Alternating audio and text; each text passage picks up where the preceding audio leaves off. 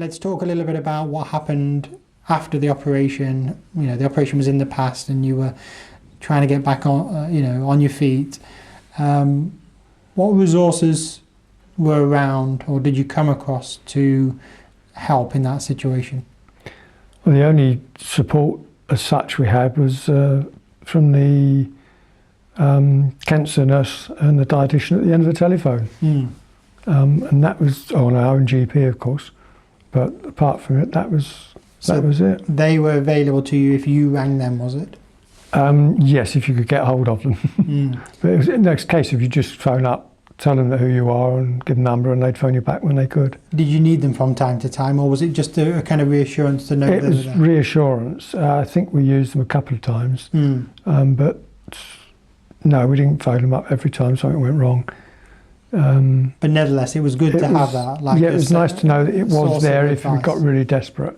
In some countries, they have an advice line for unwell people or patients with cancer where they can ring up, and it's centrally manned, so that any person can ring at any time. Oh, right. We don't have that here, no. But it's an idea that could be developed. It's cost though, isn't it? That's the thing, like all these resources, they're extra cost, aren't they? Yep.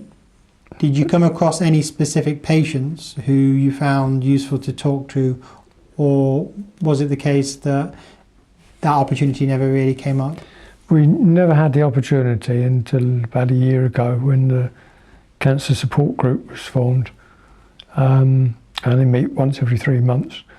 We found that very useful. We wish that there'd been something like that before the operation, that we could have talked to people that had had the operation. Definitely. I'm sure there's a big need. Got a good idea. Yeah. And what did you find when you started attending that group? Was it quite well well attended and definitely wanted by the community?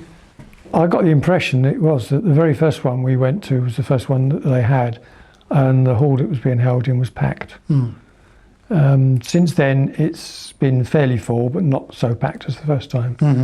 And you meet the same people nearly every time with new people.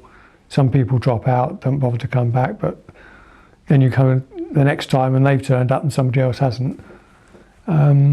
We've only missed one so far, so we know that it's well supported. What's your sense of seeing patients who are not in the same stage as you? They could be more advanced or they could be doing better. There's always people in different stages, aren't they?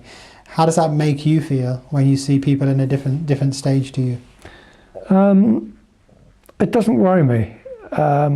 There's a few comments sometimes at the cancer support group when somebody says something like, well, I had the operation and within weeks I was eating normally and I've got no loss of strength or health or anything, and you get instantaneous comments like, lucky you. But apart from that, it's, everyone's more or less the same. There's a few very lucky ones.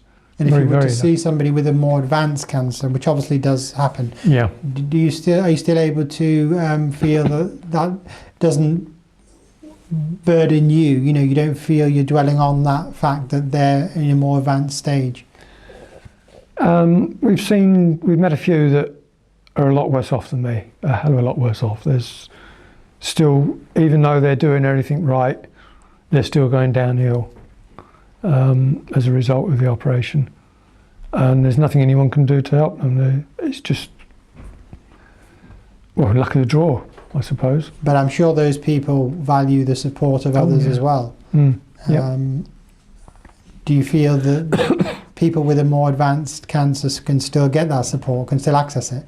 Because sometimes if you hold a group at a specific location, then not everybody finds it easy to attend, let's say. Well, but we've only been to this group, so I couldn't say about anybody else or other groups, but there have been people there that are a lot, I don't think I'm bad off, but they are very badly off. They're still very ill, and there's still some that are having chemo and that after the operation that I'm lucky I didn't have any of it.